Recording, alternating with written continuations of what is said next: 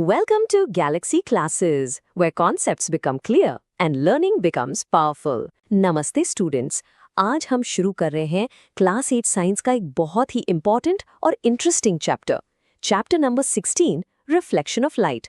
और हाँ, ये है इसका पार्ट 1। इसका मतलब क्या है? इसका मतलब है कि हम हर एक लाइन को, हर एक कॉन्सेप्ट को बिल्कुल आराम से डिटेल में समझेंगे, कोई जल्दी नहीं, ताकि आपके बेसिक्स एकदम रॉक सॉलिड हो जाएं। तो चलिए अपनी टेक्स्ट बुक और नोटबुक निकाल लीजिए एंड लेट्स बिगिन। तो देखिए, चैप्टर की शुरुआत ही एक इतने सिंपल से सवाल से होती है जो हम सब ने एक्सपीरियंस किया है। कभी सोचा है कि जब आप एक अंधेरे कमरे में जाते हैं तो चीजें दिखना क्यों बंद हो जाती हैं? जैसे ही लाइट जाती है सब कुछ गायब। ऐसा क्यों होता है? इसी सिंपल से एवरीडे क्वेश्चन से हमारी लाइट की अमेजिंग दुनिया को समझने की जर्नी शुरू हो रही है। ओके, सो आपकी टेक्स्ट बुक की सबसे पहली लाइन कहती है कि हम इंसानों के पास 5 सेंसेस हैं। कौन कौन सी? साइट यानी देखना, हियरिंग यानी सुनना, स्मेल यानी सूंघना, टेस्ट यानी चखना और टच यानी महसूस करना। इसको अभी के अभी नोट कर लीजिए। एग्जाम में सीधा 1 मार्क का क्वेश्चन आ सकता है, लिस्ट द 5 सेंसेस। और इन 5 में से टेक्स्ट बुक कहती है कि सेंस ऑफ विजन यानी देखने की जो शक्ति है वो सबसे जरूरी है। क्यों भला? अरे क्योंकि इसी से तो हम अपने आसपास की पूरी दुनिया को देखते हैं। बड़े बड़े पहाड़, बहती हुई नदियां और हरे भरे पेड़। और बात सिर्फ जरूरी चीजों की नहीं है, हमारी आंखें ही तो हैं जो हमें इस दुनिया की खूबसूरती दिखाती हैं। देखिए, टेक्स्ट बुक में कितने सुंदर एग्जाम्पल्स दिए हैं।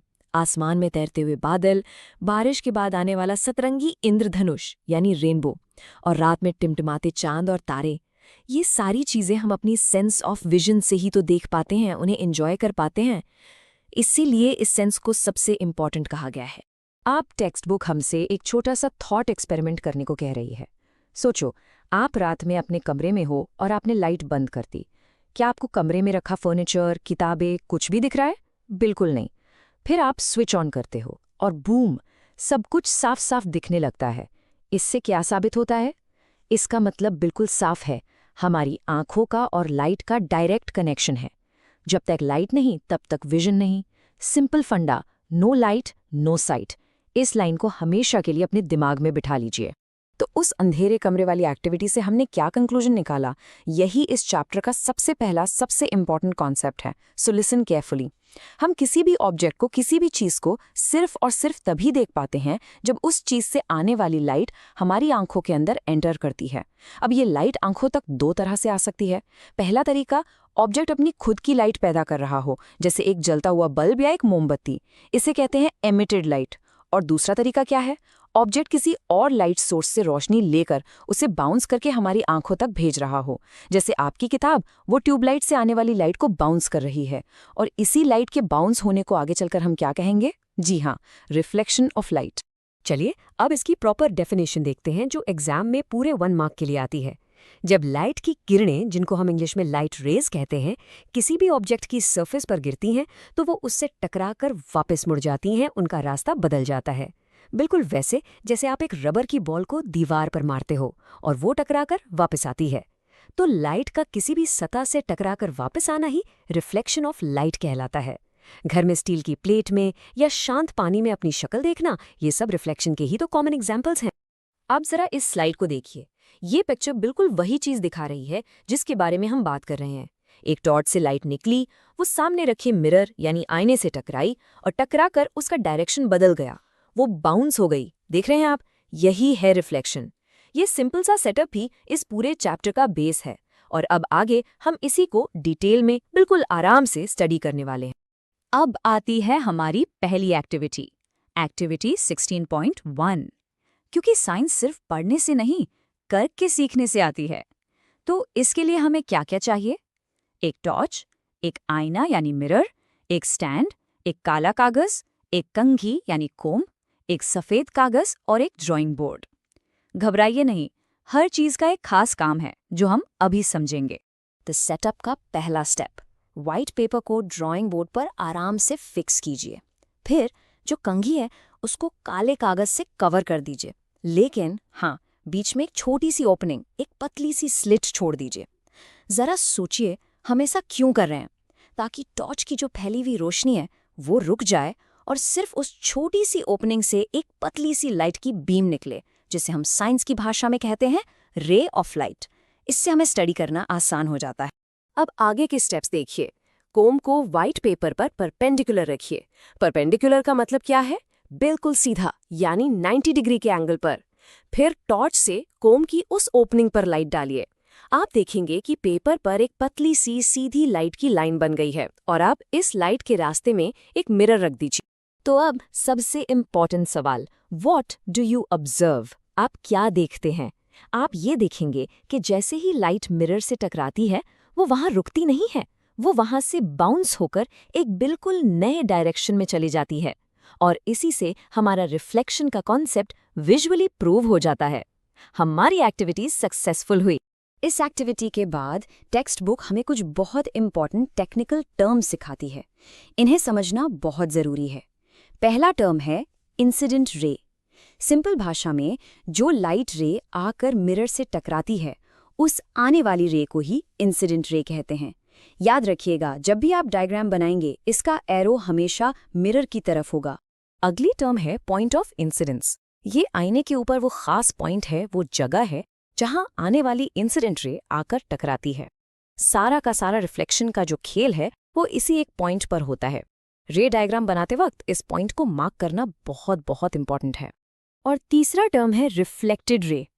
जब incident ray point of incidence पर टकराती है तो वहां से बाउंस होकर वापस जाती है, राइट? तो सरफेस से टकराकर दूर जाने वाली इस रे को ही रिफ्लेक्टेड रे कहते हैं। और डायग्राम में इसका एरो कहाँ होगा? मिरर से दूर जाता हुआ। बिल्कुल सही। Now look at this. This is the master रे डायग्राम। एक एक डायग्राम में रिफ्लेक्शन की पूरी कहानी छिपी है और मैं आपको बता रहा हूं, ये आपके एग्जाम्स के लिए एक्सट्रीमली इंपॉर्टेंट है। देखिए, आने वाली लाल रे है इंसिडेंट रे, मिरर से टकराकर जाने वाली हरी रे है रिफ्लेक्टेड रे, और ये जो बीच में डॉटेड ब्लू लाइन है, ये क्या चीज है? चलिए अब इस डायग्राम के हर एक लेबल को, हर एक हिस्से को एक एक करके डिफाइन करते हैं। तो वो नीली लाइन है नॉर्मल। ये नॉर्मल क्या होता है? पॉइंट ऑफ इंसिडेंस से मिरर की सतह पर एक 90 डिग्री का एंगल बनाती हुई लाइन। एक बात हमेशा याद रखना बच्चों, नॉर्मल कोई असली लाइन नहीं है। इट्स एन इमेजिनरी लाइन, एक काल्पनिक रेखा है।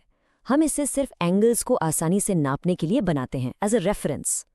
फिजिक्स में नॉर्मल शब्द का मतलब ही होता है परपेंडिकुलर, यानी 90 डिग्री। अब आते हैं एंगल्स पर। पहला है एंगल ऑफ इंसिडेंस, जिसे हम सिंबल एंगल आई से लिखते हैं। ये कौन सा एंगल है? बहुत ध्यान से सुनिए। ये इंसिडेंट रे और नॉर्मल के बीच का एंगल है। डायग्राम में लाल रे और नीली लाइन के बीच का एंगल। यहाँ स्टूडेंट्स सबसे बड़ी गलती करते हैं, वो एंगल को मिरर की सरफेस से नाप लेते हैं। वो बिल्कुल गलत है। एंगल हमेशा ऑलवेज नॉर्मल से नापा जाता है। बिल्कुल उसी तरह अगला एंगल है एंगल ऑफ रिफ्लेक्शन, जिसे हम सिंबल एंगल आर से लिखते हैं। अब आप बताइए, ये कौन सा एंगल होगा? यस, ये रिफ्लेक्टेड रे और नॉर्मल के बीच का एंगल है। डायग्राम में हरी रे और नीली लाइन के बीच का एंगल। इसे भी मिरर से नहीं नापना है, इसे भी नॉर्मल से ही नापना है। So the key point is, दोनों एंगल्स, एंगल ऑफ इंसिडेंस भी और एंगल ऑफ रिफ्लेक्शन भी, नॉर्मल से ही मेजर किए जाते हैं। सारे इंपॉर्टेंट टर्म्स समझने के बाद अब हम तैयार हैं इस चैप्टर के सबसे इंपॉर्टेंट टॉपिक के लिए, द लॉज ऑफ रिफ्लेक्शन, यानी रिफ्लेक्शन के नियम। इसका मतलब है कि लाइट जब भी रिफ्लेक्ट होती है, वो हमेशा इन 3 यूनिवर्सल रूल्स को, इन 3 नियमों को फॉलो करती है। चाहे लाइट आईने से रिफ्लेक्ट हो या चम्मच से, ये नियम कभी नहीं बदलते। आइए इनको एक एक करके पहला और सबसे इंपॉर्टेंट लॉ कहता है, the angle of reflection is always equal to the angle of incidence. Simple भाषा में angle I is equal to angle R. इसका मतलब लाइट जिस एंगल पर आकर मिरर से टकराएगी, वो ठीक उसी एंगल पर वहां से वापस जाएगी। अगर लाइट नॉर्मल से 30 डिग्री का एंगल बनाते हुए आती है, angle I is equal to 30 degree, तो वो 30 डिग्री का ही एंगल बनाते हुए वापस जाएगी। Angle R is equal to 30 degree. It's that simple. आपके एग्जाम में 2 मार्क के न्यूमेरिकल्स इसी एक सिंपल फॉर्मूला पर आते हैं। अब देखिए, साइंस में हम सिर्फ नियमों को मानते नहीं हैं, हम उन्हें प्रूव करते हैं। तो अब हम एक्टिविटी 16.3 करेंगे, जिससे हम रिफ्लेक्शन के इस पहले लॉ को वेरीफाई करेंगे, यानी साबित करेंगे। इसके लिए हमें चाहिए एक मिरर, ड्राइंग बोर्ड, पेपर, कुछ ऑल पिन्स, एक प्रोट्रैक्टर या जिसे हम चांदा कहते हैं, स्केल और पेंसिल। ये एक्सपेरिमेंट आपके प्रैक्टिकल एग्जाम्स के लिए बहुत इंपॉर्टेंट है। चलिए सेटअप शुरू करते हैं। सबसे पहले पेपर पर एक सीधी लाइन PQ खींचो। ये हमारे मिरर की पोजीशन है। फिर इस लाइन के बीच में एक पॉइंट O पर एक परपेंडिकुलर लाइन ON खींचो। ये क्या है? ये हमारा नॉर्मल है। अब प्रोट्रैक्टर या चांदे की मदद से नॉर्मल से 30 डिग्री का एंगल बनाते हुए एक लाइन AO खींचो। ये बन गई हमारी इंसिडेंट रे। तो हमने angle of incidence angle I को 30 डिग्री पर फिक्स कर दिया। अब आगे का स्टेप बहुत इंटरेस्टिंग है। जो इंसिडेंट रे AO हमने बनाई है, उस पर 2 ऑल पिन्स S और R थोड़ी दूरी पर लगा दीजिए। अब मिरर को PQ लाइन पर बिल्कुल सीधा खड़ा कीजिए। मिरर के अंदर से देखिए, आपको S और R पिन्स की इमेजेस यानी उनकी परछाई दिखेंगी।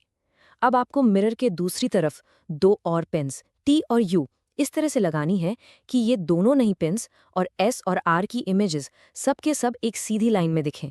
जब आप ऐसा करोगे ना, तो आप अनजाने में रिफ्लेक्टेड रे का रास्ता ट्रेस कर रहे हो। Brilliant, isn't it? और अब है रिजल्ट का टाइम। मिरर और सारी पिन्स को हटा दीजिए। जो 2 नए पॉइंट्स T और U आपको मिले हैं, उन्हें स्केल से जोड़ते हुए पॉइंट O तक एक लाइन खींच दीजिए। ये लाइन OT ही हमारी रिफ्लेक्टेड रे है। अब प्रोट्रैक्टर से एंगल TON यानी angle of reflection angle R को नापिए और आप क्या पाओगे? जब हमने एंगल ऑफ इंसिडेंस 30 डिग्री लिया था, तो हमारा एंगल ऑफ रिफ्लेक्शन भी आएगा एग्जैक्टली 30 डिग्रीज। और जब आप इस एक्सपेरिमेंट को 45 डिग्री और 60 डिग्री के लिए रिपीट करोगे, तब भी आपको सेम रिजल्ट मिलेगा, 45 पर 45 और 60 पर 60। इस रिजल्ट से क्या साबित होता है?